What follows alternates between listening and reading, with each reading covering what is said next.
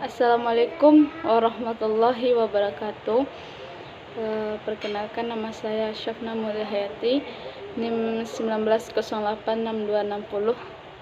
Baiklah, saya akan menyampaikan jawaban dari UAS Public Relation.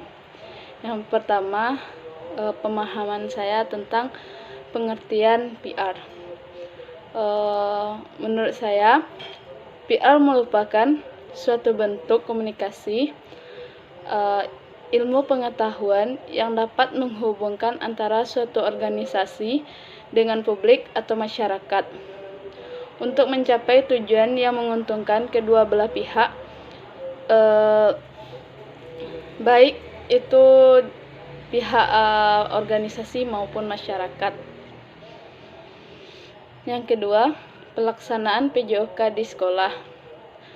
Pelaksanaan PJOK di salah satu sekolah dapat diperhatikan dan dipantau bahwa sekolah tersebut memiliki akreditasi yang sangat baik dan mendapatkan salah satu sekolah yang terbaik. Namun, kebanyakan guru PJOK di sekolah tersebut melaksanakan PJOK dengan tidak baik, baik dalam bentuk materi maupun praktek. Saat materi, guru tersebut kurang menjelaskan dan mengajarkan penjelasan tentang suatu cabur atau penjelasan tentang PJOK.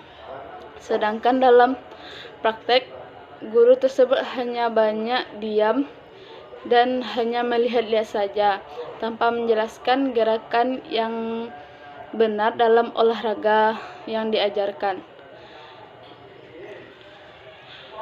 Minat siswa pun menjadi minim atau hanya sebagian yang mengetahui, memahami, dan menggemari PJOK.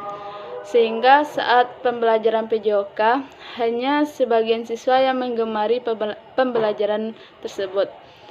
Kurikulum yang dilaksanakan dalam sekolah tersebut sangat baik. Mereka mengajarkan PJOK sesuai dengan kurikulum yang sudah diterapkan oleh pemerintah atau yang sudah disusun sesuai dengan RPS. Sarana dan prasarana yang dimiliki di sekolah tersebut pun masih minim. Contohnya alat-alat dalam olahraga praktek memiliki hanya beberapa bola, sehingga banyak siswa yang diam, bermain yang tidak jelas, dan bahkan hanya bermain HP dan tidak mengikuti kegiatan praktek PJOK. Kepala sekolah dalam proses pembelajaran PJOK sangat mendukung, tapi yang jadi kendalanya hanya penyampaian guru dalam mengajar PJOK kepada siswa dan sarana dan prasarana yang tidak memadai. Dalam masyarakat dan pemerintah sangat mendukung dan secara pribadi ingin memajukan dan mengembangkan pembelajaran PJOK agar terlaksana dengan baik dan sesuai dengan kurikulum, dan menciptakan atlet-atlet berprestasi di dalam sekolah tersebut.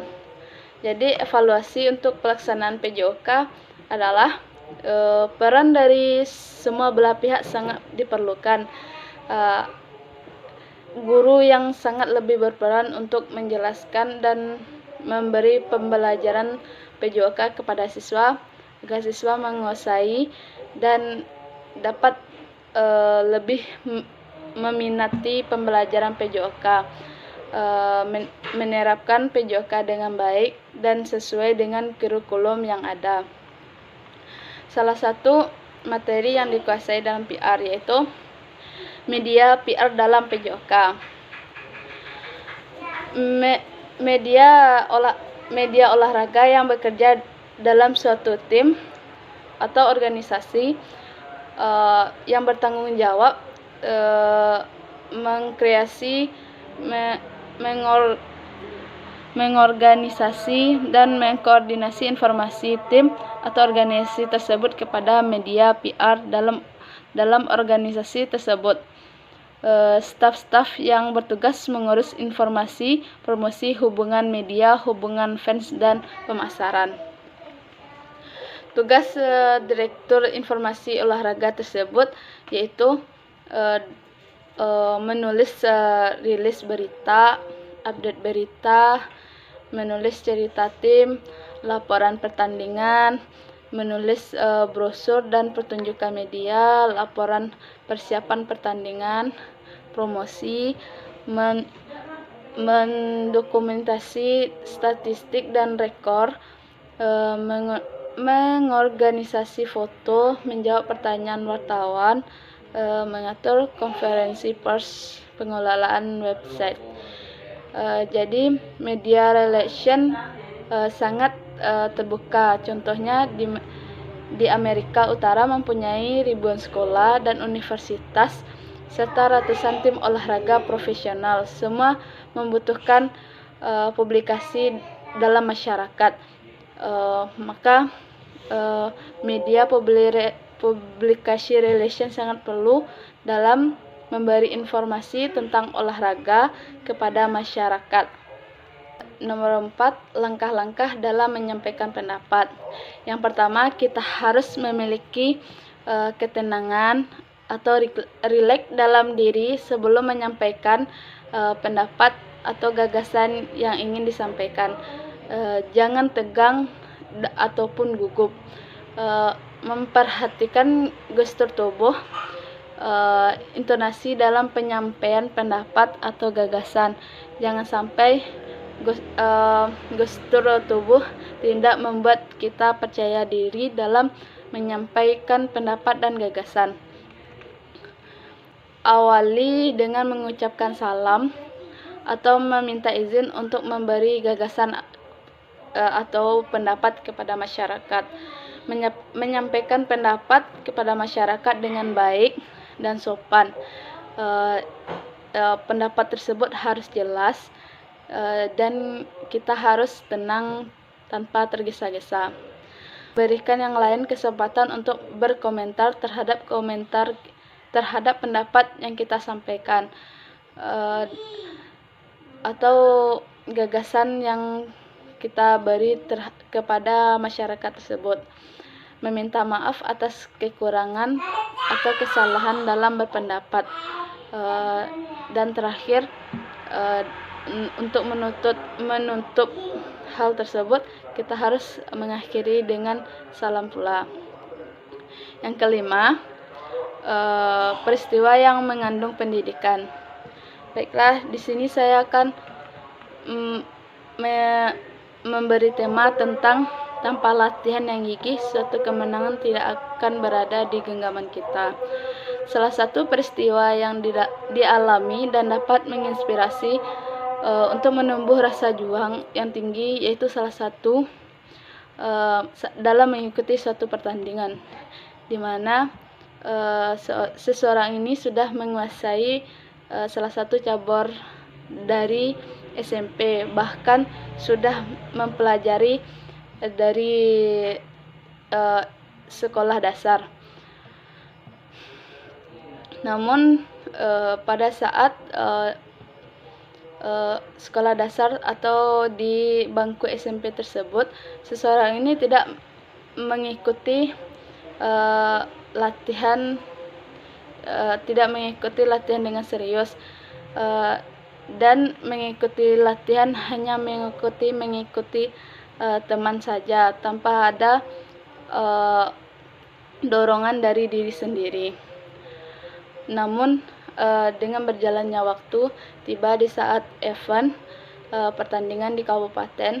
Dalam mengikuti event tersebut harus mengikuti suatu seleksi, di mana seseorang tersebut mendapatkan hasil yang tidak memuaskan dan membuat dirinya down dan patah semangat, sehingga butuh waktu menenangkan diri atas kesalahan yang ia perbuat.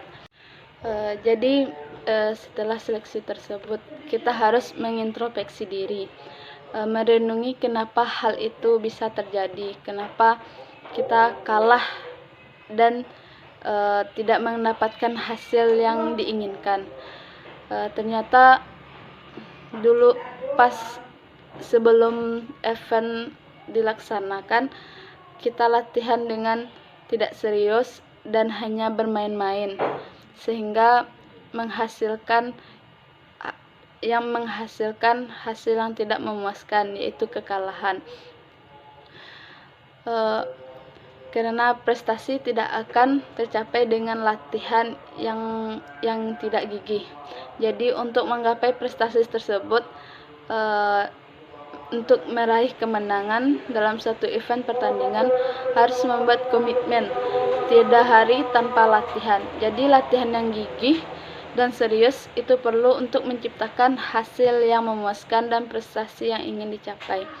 Jadi kegagalan tersebut pelajaran dan pendorong untuk latihan lebih keras lagi dan lebih serius lagi. Untuk event selanjutnya, tekadkan diri untuk latihan yang lebih serius dan harus menghasilkan hasil yang memuaskan, yaitu kemenangan.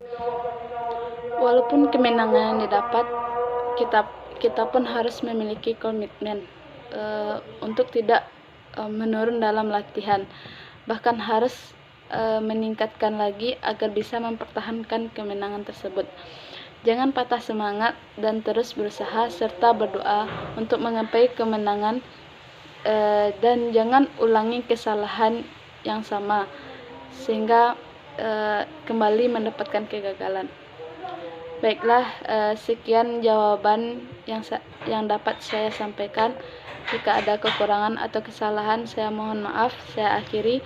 Assalamualaikum warahmatullahi wabarakatuh.